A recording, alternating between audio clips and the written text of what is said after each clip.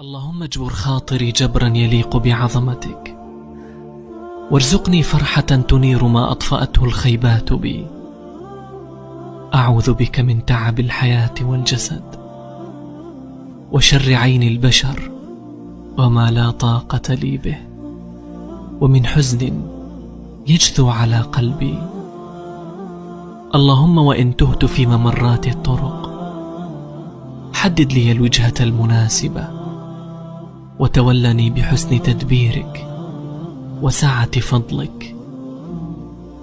اللهم أنت حسبي حين تضيق الحياة. اللهم ارزقني أجمل مما تمنيت، وأكثر مما توقعت، وأفضل مما دعوت. اللهم صل وسلم وبارك على سيدنا محمد وعلى آله وأصحابه أجمعين. يا صباح الفل والورد والياسمين على أجمل متابعين وإخوات في الدنيا، أو مساء الفل حسب ما هتشوفوني وهتشوفوا الفيديو. أتمنى يا رب تكونوا بخير وفي أحسن حال دايما يا رب العالمين. النهاردة الروتين بتاعنا خفيف كده، واللي هو الروتين اليومي لأي ست بيت موجودة، يعني مفهوش بقى ولا رجوة ولا سجاد ولا حوارات كتير. طبعا في اول الفيديو كده حابه اشكر كل حد دخل عندي في القناه جديد. اهلا وسهلا بيكم وشرفتوني ونورتوني وعلى راسي من فوق والله المتابعه بتاعتكم. بجد والله يا بنات انتوا بتعرفوش انا بفرح قد ايه لما بلاقي في حد جديد كده دخل عندي في القناه، وبشوف المشتركين كده بتزيد بفرح جدا. وبفرح كمان ان انا بيزيد لي اخوات كده ومتابعين جداد ليا. اهلا وسهلا بيكم وشرفتوني لتاني مرة. هنبتدي بقى النهاردة زي ما قلت لكم الروتين روتين يومي لاي ست موجودة في اي بيت. هو بصراحة انا يعني ايه ما كنتش ناوية اعمل فيديو او اعمل روتين، بس هو عارفين اللي هو يعني ايه، قاعده زهقانه كده مش لاقيه حاجه اعملها، ففي حاجات ورايا انا عارفه ان في حاجات انا عايزه اعملها في دماغي، بس هو ايه الكسل. فقلت لا اقوم اشغل بقى الكاميرا كده واصور معاكم. وشغلت القرآن، وقلت بقى كده كده كان يعني ما البنات كانت نورسين بتذاكر وكانت كارما نايمة وجوزي كان في الشغل. فقلت بقى لا يعني ايه اقوم كده اتنشط كده معاكم واصور معاكم الفيديو ده. هنا في اوضه النوم انا غيرت ملاية السرير وطبقت الكبرتيه اللي لسه ظاهره قدامكم كده كانت مختفيه. ودلوقتي ابتديت بقى ان انا هكنس الاوضه بالمكنسه كده الكهربائيه. زي ما قلت لكم المكنسه دي بتبقى منجزه جدا جدا، وبالذات في ايام الشتاء كمان. طبعا للي متابعين معايا الفيديوهات اللي فاتت، بصوا زي ما انتم شايفين كده الاوضه بعد ما اتبيضت وحلوت كده بقت اوضه عروسه كده جديده. وكمان فتحت ووسعت معايا الاوضه كده، وكانت يعني اختيار موفق الحمد لله. وللجداد عندي في القناه اخواتي الجداد اللي ما شافوش الفيديو ياخدوا لهم كده جوله كده 5 دقايق كده في في القناه جوه، هيشوفوا بقى فيديوهات كتير وحاجات كتير هتعجبهم من وصفات، من روتين بقى، من وصفات صابون، يعني كل ما تشتهي الانفس هتلاقوه كده ايه في القناه. ما تبخليش عليا كده ب5 دقايق من وقتك ان انت تخشي دوري في القناه وشوفي الفيديو اللي يعجبك او الحاجه اللي عايزه تتفرجي عليها. اوضه النوم دي كان لونها بني وانا غيرتها انا وجوزي وغيرناها وخليناها لونها ابيض كده، وكمان هتشوفوا الفيديو بالتفصيل. هنا بقى طلعت على الركنه، كان بقالي فتره كده عايزه اشيل الخداديات بتاعه الظهر. زي ما انتوا يعني زي ما انتوا على طول بتشوفوا معايا في الفيديوهات، انا على طول ببقى فرشه مكان كده، يعني ايه اللي هو الفرش بتاع الركنه. اما اللي هم الظهر دول مش بيبقى مفروش عليهم حاجه، فطبعا اكيد بيتوسخوا كده. فقلت بقى ان انا اشيلهم واحطهم كده في في الغساله، بما اني قاعده مش لاقيه حاجه اعملها، يعني ايه، اترازل على الغساله شويه كده واضايقها معايا واشغلها. بس بصراحه اليوم دوت كان الميه عندي قطعه طول النهار. فيعني ايه جمعت بقى كل الحاجات اللي عايزه تتغسل وغسلتها بعد كده بالليل بقى لما الميه اتظبطت وبقت زي الفل. شلت الفرشتين كده وشلت كل الخداديات، حتى الخداديات اللي هي الصغيره شلت الفرش بتاعها ووديتهم كلهم على سبت كده الغسيل عشان احطهم في الغساله. وابتديت بقى شغلت المكنسه الكهربائيه قلت بقى اشفط كده التراب اللي بيبقى موجود في السجاده. صح عايزه اقول لكم يا بنات المكنسة الكهربائية فايدتها ان بيبقى فيه تراب ناعم جدا جدا، مهما كنستي بالمكنسة العادية مش بيطلع، لكن المكنسة بالكهرباء بتشفطه. انا يعني فكري كده ان انتي شايفة سجادة بتاعتك نضيفة وزي الفل، شغلي المكنسة الكهربائية كده واشفطي فيها، هتسمعي صوت التراب، يعني هتسمعي صوت التراب كده جوه المكنسة وهي بتشفطه، فاهمين قصدي؟ فهنا بقى انا خلصتها وقعدت بقى اشوف. كانت هنا عندي بقى ايه، المروحة كانت عايزة تتغسل، وانا كنت يعني الطارة بتاعتها ديت فيها مشكلة، فجوزي بيقفلها بحاجة اسمها يعني ايه زي ابزين بلاستيك كده.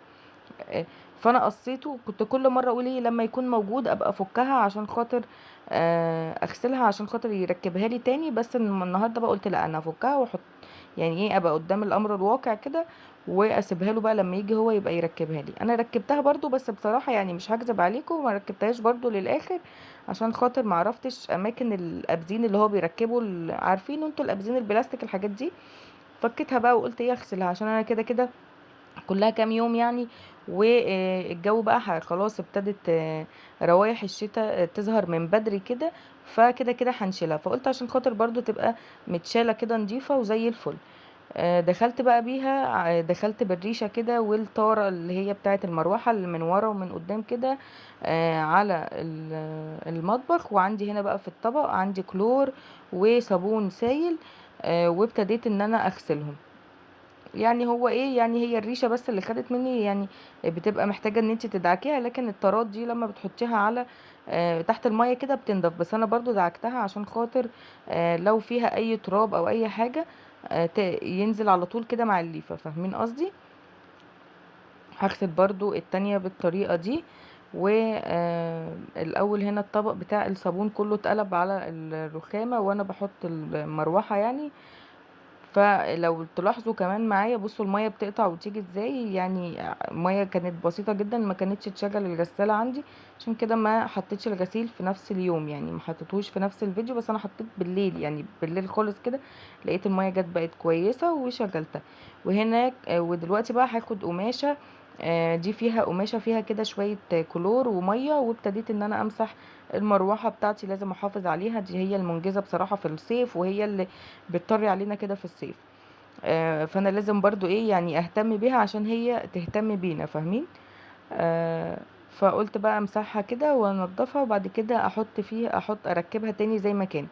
ركبتها كويس، بس انا ما قفلتش الوش الاولاني ده يعني مظبوط، يعني فاهميني؟ فلما جه جوزي بقى لقاني قلت له انا خلاص غسلتها ونضفتها وركبتها، بس اهم حاجه ان انت تركب لي الوش بتاع المروحه من قدام. وطبعا كنت شايله الفيشه بتاعتها عشان انا خفت لا كارما تشغلها ولا نورسين ولا حاجه، وانا الوش اللي من قدام ده بيقع، فمحدش يتعور لا قدر الله ولا حاجه. الصاموله دي كانت اللي هي يعني بتبقى في اخر المروحه دي كانت مضايقاني شويه، بس الحمد لله ركبتها يعني وطلعت مظبوطه. وركبت كمان الريشه وقفلتها كده. في بقى عندك مراوح سقف، عندك مراوح عادية، بصي الأيام دي يعني خلاص احنا المراوح ما بقيناش نشغلها زي الأول، فهتبتدي دلوقتي ان انتي بقى ايه اغسليهم ونضفيهم. عندك المراوح السقف برضو مسحيهم، يعني انا عندي في اوضه النوم وفي اوضه البنات في مروحه سقف، فانا يعني ايه بنضفهم اول باول، فاهمني؟ فيعني ايه تخلصي بقى كده حاجتك الايام دي وخلاص. وهنا دي كانت براويز كده كانت فوق الشاشة برضو، كان يعني جبت بقى قماشة مبلولة برضو مسحتهم ومسحت البرواز الكبير، بس انا هنا كنت قصيرة ومش طايلة، فيعني ايه ما تتنمروش عليا. انا بعترف ان انا يعني ايه قصيره كده ومش طايله البرواز اللي فوق، فمسحته وبعد كده وقفت على كرسي بعد ما سبت التليفون من ايدي، مسكت القماشة ونضفته بقى. ودخلت هنا بقى على الحمام، كان يعني اعزكم الله كان الحوض كده عايز يتغسل والخلاطات بتاعت اللي هو الحوض وكمان بتاع الدش برضو بالكلور بالازازه اللي كنا عاملينها امبارح في يعني في الفيديو اللي فات بتاعت البلكونه اللي فيها كلور وفيها صابون سائل. ابتديت بقى ان انا ايه ادعك كده كويس. انا بقى عندي هنا مشكله في يعني هي مشكله بالنسبه لي ونصيحه بالنسبه لكم، اللي هي ايه؟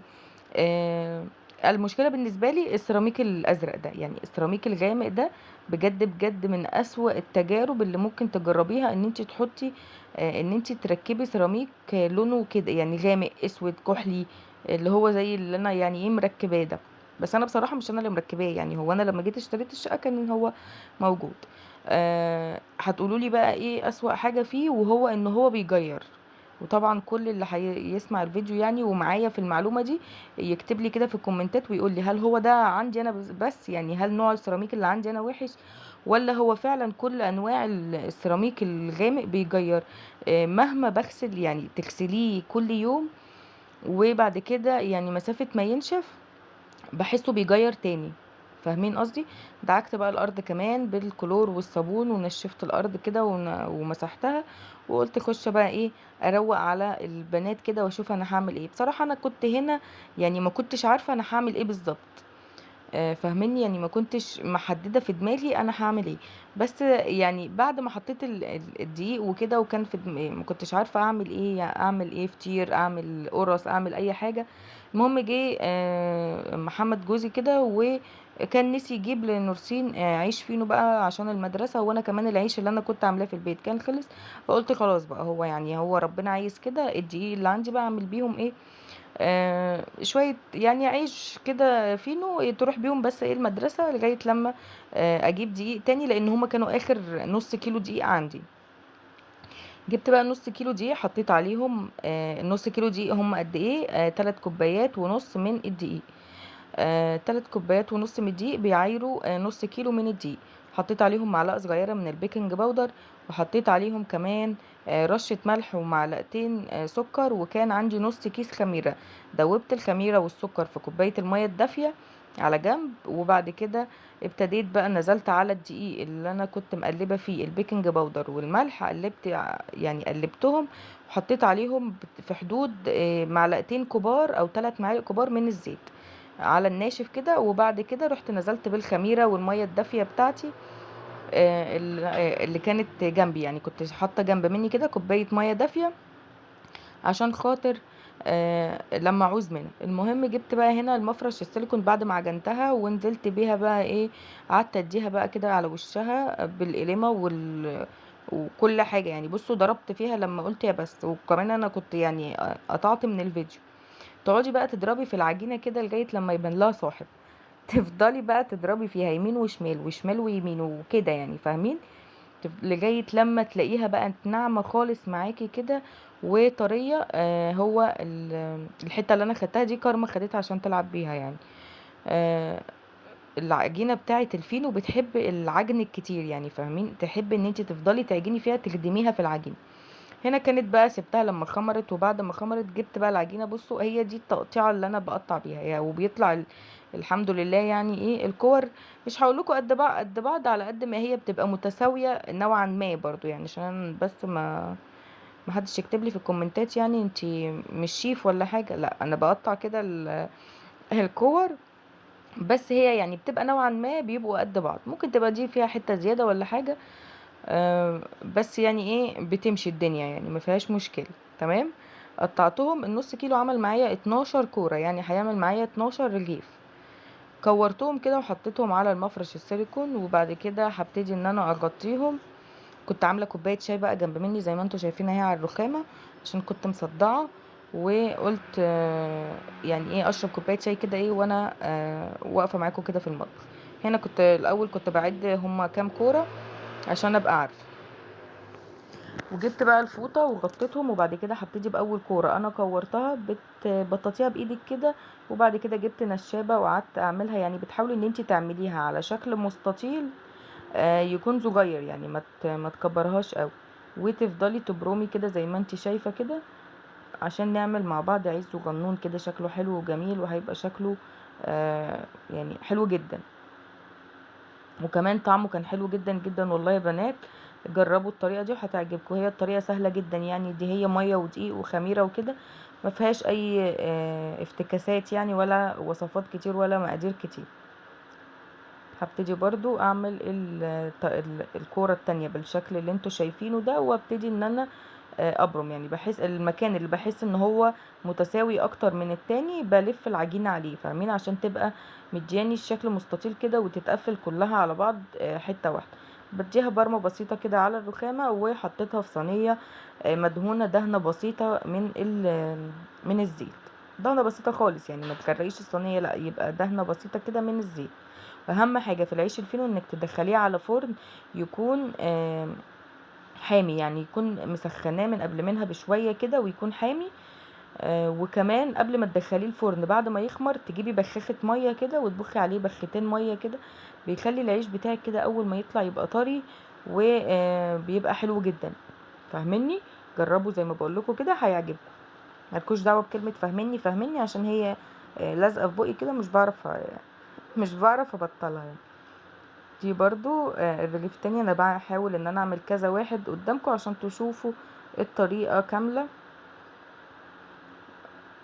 او زي ما انتوا شايفين كده. وبرضو هوريكم شكله بعد ما يخمر ويطلع من الفرن هيبقى شكله حلو جدا وان شاء الله هيعجبكم. زي ما قلت لكم بقى الروتين بتاعنا النهارده بسيط وخفيف ولطيف كده على قلبنا، حاجات بسيطه. دلوقتي هوريكم بقى العيش كله بعد ما خلص اهو، ده شكله. عملوا معايا 12 رغيف، حطيتهم في صينيتين صغننين كده، ما طلعتش ولا صاج ولا حاجه، وهغطيهم بفوطه واسيبهم لغايه لما يخمروا. وده شكل العيش بتاعي بعد ما طلع. جبت بقى هنا معلقه زبده وسيحتها وبقيت ادهن الوش بتاع العيش كده بالطريقه دي.